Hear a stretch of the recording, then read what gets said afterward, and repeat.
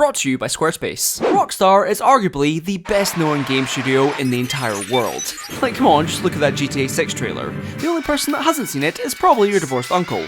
Mainly because he hasn't paid his Wi-Fi bill. Seriously though, GTA 6 is the most highly anticipated game ever, and along with the Red Dead series, Rockstar has two of the biggest IPs in gaming history, only matched by the Placing Blocks game. Hey, what's up? It's me, Jack Black. And, Fortnite. With that being said though, lately I've seen many people claim that either Red Dead Redemption 2 or GTA 5 are the best games that Rockstar has ever produced. And by many people, I mean Zoomers with severe brain rot. Like, come on guys, GTA 5 isn't even the best Grand Theft Auto. Oh, my N-word, huh? Allow me to introduce you to this lovely Serbian man. With big titties. Although I can forgive people for thinking this, considering Rockstar hasn't made anything else since 2012's Max Payne 3, which is still the best game featuring a depressed bald man. Now I'm not going to sit here and go through all of Rockstar's games prior to exclusively milking GTA Online, but what's surprising to me is how much they used to experiment with their games, going from something as grotesque and controversial like the Manhunt series to a game about table tennis. This level of experimentation is what led to arguably Rockstar's best game. Not one about stealing cars or becoming a cowboy, but a game simply about bullying children. Kick them in the balls! Bully in America, or Canis Canem Edit in Europe, was a 2006 open world game that really makes you feel like you're in high school again. Taking place in Bulworth Academy, the game was very different from what Rockstar would usually make. Like, they had not long released GTA San Andreas and the first Manhunt game, so to go from playing as criminals and murderers to a teenager was definitely a much different direction for the studio to take. However, what wasn't different was the insane amount of controversy this game created, and raging anti-bullying organisations receiving multiple demands for a higher age rating, and even being hit with a lawsuit to have the game banned in Florida. This all happened before the game even reached store shelves, by the way. Is that all you got? But before I talk about any of that, I think it's probably a good idea to look at the people responsible for making this game in the first place. Rockstar Vancouver. Formerly known as Barking Dog Studio, the team at Rockstar Vancouver hadn't really made a lot of stuff prior to being bought by Rockstar's parent company, Take-Two Interactive, having mostly worked on strategy games like Homeworld Cataclysm, or helping develop other games like Counter-Strike. Wait, what? However, once it became absorbed into the Rockstar family, the small team was instantly met with Rockstar's high expectations, beginning work on two projects, a military action game called Spec Ops, no, not that one, and an original title that would later become Bully. Now it's worth noting that a lot of Rockstar's games were primarily open world titles, which unfortunately was a genre of game that the team at Rockstar Vancouver had never really made before. So of course they decided to hire more developers, one of which being Mike Scupa, who prior to joining Rockstar had worked on games like the 2003 Hulk movie tie-in and Jackie Chan Stuntmaster, a pretty decent game if you can look past the dated graphics. Now, Scupa to begin with was more than happy to be working at Rockstar, holding games like GTA 3 and Vice City in super high regard, and he would quickly become the lead designer on Bully, aspiring to be as creative as possible with the project. However, based on more recent interviews Scupa has made, it seems like working at Rockstar might have not been all it was cracked up to be. Initially, while coming up with ideas for the game, the team drew a lot from their own childhoods and experiences within high school, telling stories about dumb stuff they do as kids like paper rounds, running away from adults, or playing Ding Dong Ditch. I mean, again, Bully wasn't going to be like Rockstar's other games. They wanted to focus on turning stuff you do as a kid into fun and unique gameplay mechanics, rather than just giving a 12-year-old a gun. Through this, the game became way more lighthearted. Like, apparently, Bully started out as a much darker game, but upon the team reflecting on their own childhoods, Bully became more about the player banding together with other students and overcoming the odds of high school. It's evident the Vancouver team look back on this aspect of development pretty fondly, being allowed so much freedom on the project, which really pushed them creatively. What the team absolutely does not look back fondly on though, was working with Rockstar. Shut the fuck up! See, Rockstar had pretty high expectations for this game, high enough to apparently have Scoopa and others working 80-hour weeks just to keep up with Rockstar's demands, which were often not even feasible due to the development deadlines. Clearly this wasn't a concern to the higher-ups at Rockstar though, because just trying to get a word back from their New York headquarters was a challenge within itself. Whenever the Vancouver team did hear back from Rockstar HQ, it was often with instructions to change the game so drastically that it meant staff members were pulled away from their families in order to work an insane amount of overtime. This created what can politely be described as some tension between the studios. Like, Rockstar evidently weren't interested in having an open dialogue with the Vancouver team, so their instructions were often ignored or just sent to developers who weren't even working on the game anymore. The devs were clearly running on fumes making this game. Scoopa himself stated that he was terrified Bully would be cancelled any second and was even contemplating quitting Rockstar over all this uncertainty. Thankfully though, Scoopa stuck with the game, and eventually the friction between the two studios would come to an end once they caught a glimpse of the marketing material for the game, finally seeing the vision for Bully come to life and realising that they may just have something special on their hands. But just as one problem seemed to be solved, another one raised its ugly head, as upon announcing the game in early 2005, Rockstar was met with a much bigger issue: angry parents. Now, it may be hard for those of you born past 2008 to realise, but Rockstar during the early 2000s were kinda known for being controversial. The experience is even more intense using Nintendo's Wii game console. Obviously, you had the whole Manhunt drama a few years back, and more recently, GTA San Andreas came under fire when someone found the hot coffee minigame, which was hidden in the game's code. And if you don't know what that is, please use Google because I like making money. So, with this reputation in mind, when Bully was announced in 2005, it was met with surprisingly little backlash, although that was probably helped by the fact that no gameplay was publicly shown, and all people had to go off was a brief plot synopsis, stating, as a troubled schoolboy, you'll stand up to bullies, get picked on by teachers, play pranks on malicious kids, win or lose the girl, and ultimately learn to navigate the obstacles of fictitious reform school Bulworth Academy. This in itself didn't garner too much backlash from what I can see. Obviously, some people had an issue with the title, but for the most part this announcement went pretty smoothly and the game was set to release in October. However, just as everything seemed to be going well for Rockstar, something happened. Screenshots of the game showcasing different locations and characters were somehow leaked. Now you may think to yourself this wouldn't be too much of an issue, like screenshots leak all the time, and just by looking at these images, they all seem pretty tame by today's standards. Unfortunately, this was the early 2000s, and still a time when stuff like this was considered controversial. Conquer, honey. Fancy going for a bounce? A bounce? Okay. Now this is what I call a platform game. That was funny.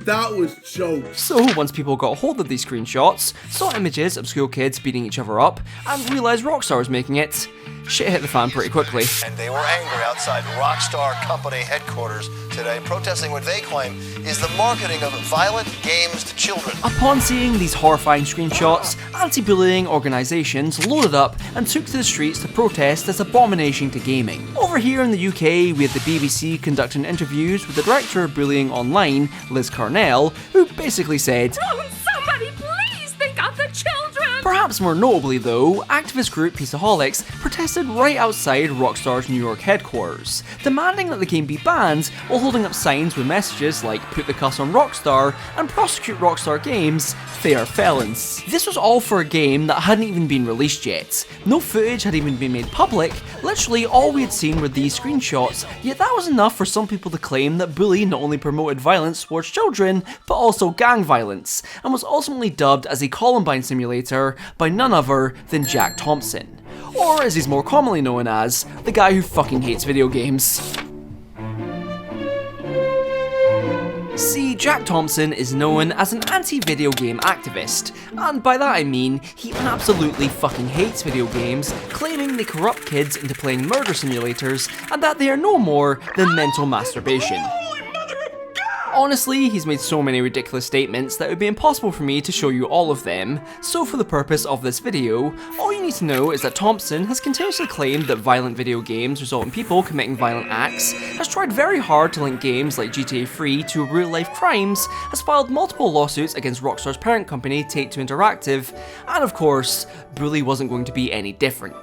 Thompson actually joined forces with Peaceaholics, helping organise the protest I previously mentioned, and even went a step further by by emailing fucking Bill Gates in an attempt to stop the game releasing. I should also add that this email sounds completely deranged. Dear Mr. Gates, you have 54 days in which to stop the release of Bully on Xbox. Govern yourself accordingly. Sincerely, Jack Thompson. Fucking hell. To be fair, Bully was actually supposed to release on the Xbox along with the PS2. However, the Xbox version was quietly cancelled. Did this have anything to do with Jack's email? Ha, probably not. During all of this, Bully did end up getting delayed by around a year. And while Rockstar claimed it had nothing to do with all the controversy, that probably didn't stop activists from treating this like some sort of victory. As the more time that went by, many people started to think that Bully may have actually gotten cancelled. I mean, Rockstar stayed really quiet on the game since its delay, so maybe all that controversy had finally... Oh wait, never mind. In August of 2006, Rockstar came back with a brand new trailer for Bully, showcasing the game's main character, Jimmy Hopkins, the world of Bulworth Academy, and the game's particular tongue-in-cheek sense of humour, along with finally giving us a release date of October. Naturally, this sent our boy Jack here into a full-on meltdown, filing a lawsuit to prevent the game being released in Florida, basically stating that if the game were to hit store shelves, society as we know it would collapse. As part of this lawsuit, Jack demanded that Rockstar give him a pre-release copy of the game, a demand that Rockstar just ignored. So obviously not getting what he wanted, Jack did the next logical thing and filed multiple public nuisance complaints, not just at Take-Two or Rockstar, but also at Walmart and GameStop. What did he say fuck me for? Clearly, Thompson desperately wanted to preview the game before its release, probably so that he could persuade the judge to ban it, and he wasn't going to stop until that copy was in his hands. So Take-Two eventually conceded and gave Jack a copy that he and the judge could play. However, once they actually played the game, the judge was like, yeah, this is fine, and all of Jack's complaints were dismissed. I'm guessing he took that well. This meant that after a year of being harassed by multiple anti-bullying organisations, and being lied about by one very confused old man... Excuse me, how old are you? 25? Give me that. What you need is to read. Bully would at long last be available to play on October 17th, and I think I speak for everyone when I say it was definitely worth the wait. But first, squares, space, squares, space, square. Chicken Jack. This video was brought to you by Squarespace. Need a website? Of course you do. Type in that URL. Be amazed by the impressive array of design tools. Click Blueprint AI. Answer a few prompts. Congratulations, you're now the owner of a brand new website. Not quite your tempo? Fine. Look at all these templates instead. Aren't they all just beautiful?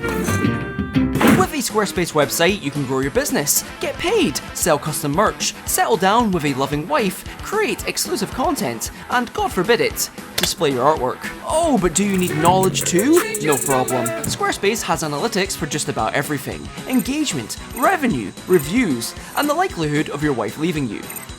Oh, look into my eyes. What do you see? Squarespace, of course. I'm more website than man at this point. So go to Squarespace, get that free trial, and once that baby's locked and loaded, click my link in the description or go to squarespace.com/AlexWebb to get 10% off your website or domain purchase.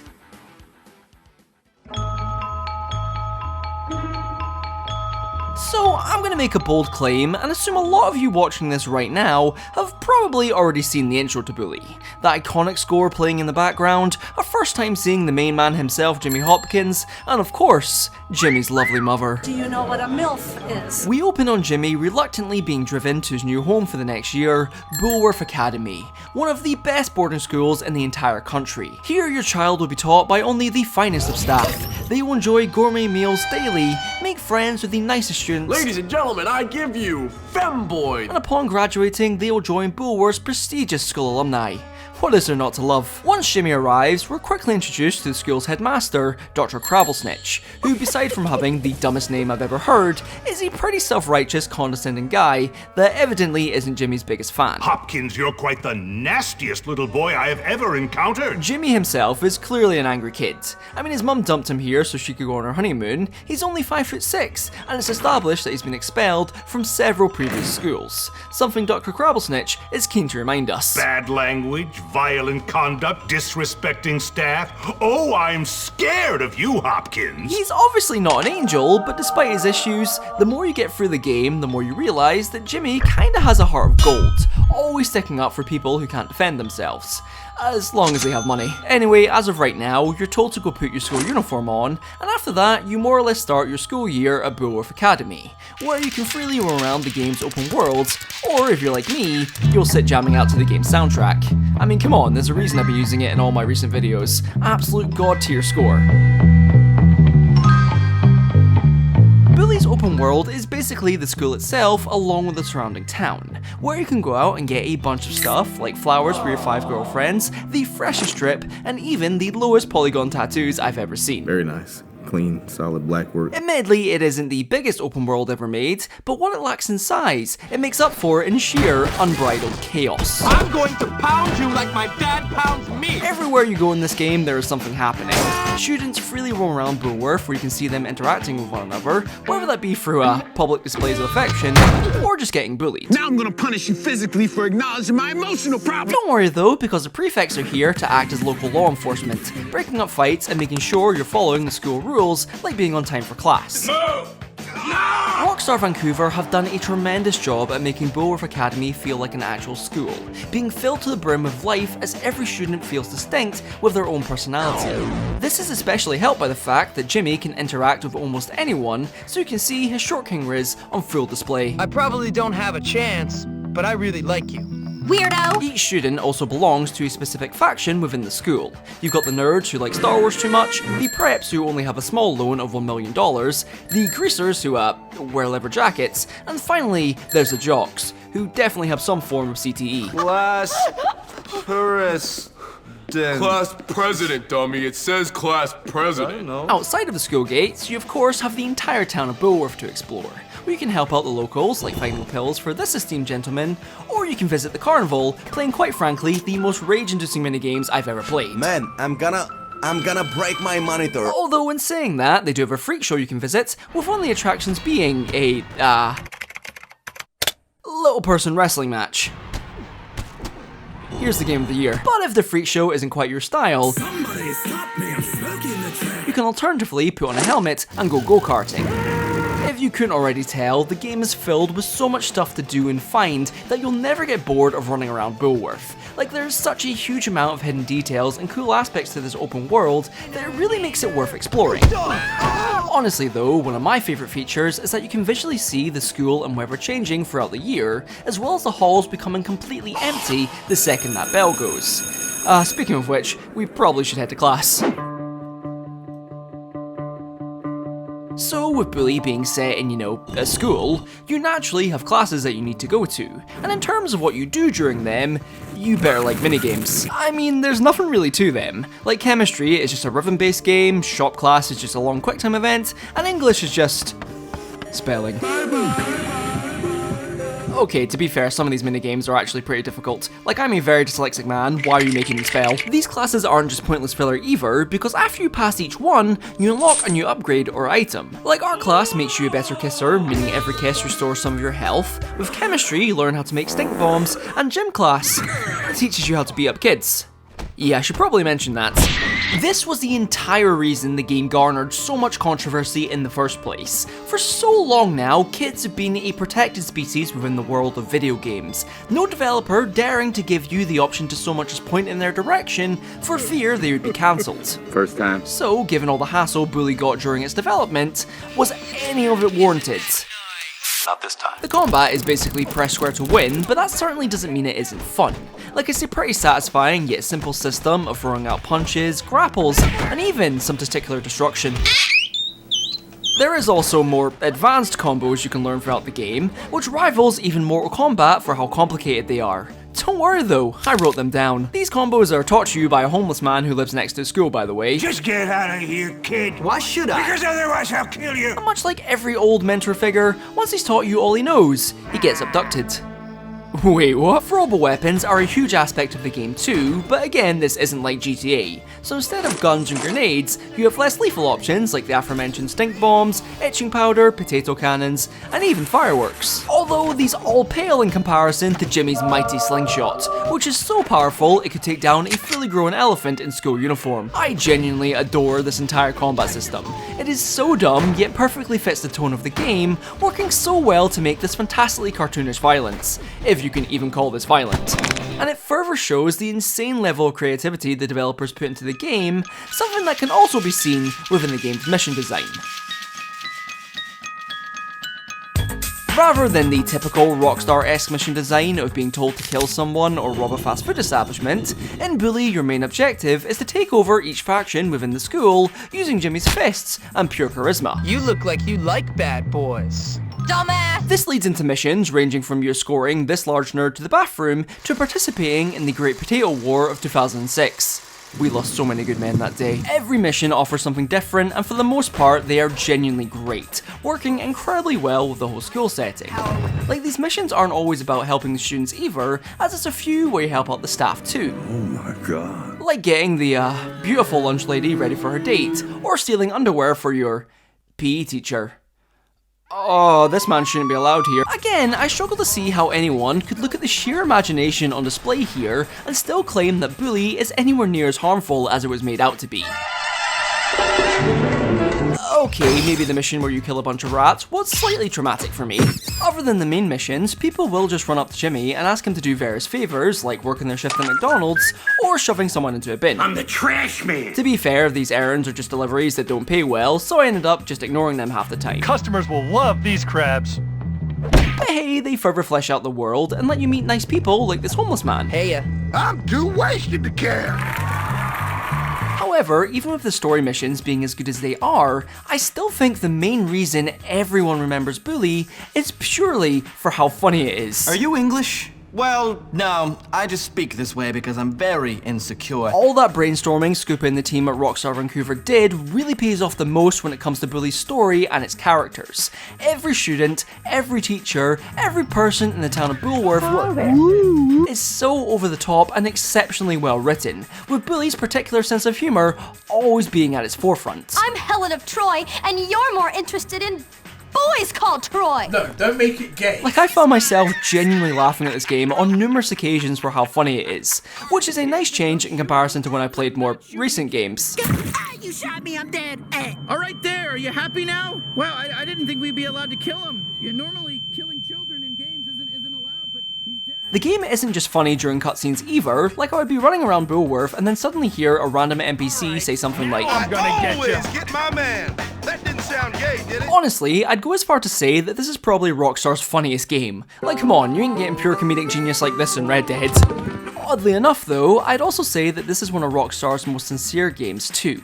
Like I mentioned this earlier, but Jimmy's whole mission throughout the game is to protect the kids that can't protect themselves. Sure, he might be a bit of a dick from time to time, but it's hard to deny how heartfelt Bully can become as Jimmy always stands up for his friends. Well, most of the time anyway. The thing is, Pete, now that I'm cool, I'm not sure we can be friends anymore. What? I'm messing with you. Oh my dude, you just got pranked. The game also doesn't just take the route of, oh, teachers are bad, instead opting to make the main antagonist a fellow student called Gary. And Gary is off his meds. I should have stopped taking those pills ages ago. Now, they do try to bait you into thinking that Gary is your friend to begin with, but like, come on, you ain't fooling me, just look at his fucking Halloween costume. To put it simply, Gary is a complete sociopath, who definitely has posters of the Joker in his room and will stop at nothing to take over the school. Which, on paper, all sounds fine. However, after Gary backstabs Jimmy and makes you fight Russell, basically a gorilla wearing a shirt, he kinda just disappears. I mean, besides a few very brief appearances, Gary is pretty much missing until the end of the game, which is kind of a shame because it deprives me of lines like this. What? What?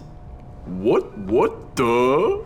Can't you say anything else? What? Although with that being said, there is so much good shit in this game that I didn't really mind Gary's limited screen time, as it just allowed for more moments like this.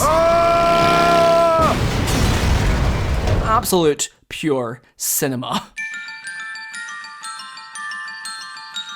Honestly, after playing through Bully, it's so bizarre to look at all the controversy around it, especially all that protesting, when it was for a game like this. Can you please talk normally? This is my normal style of rapping, bro.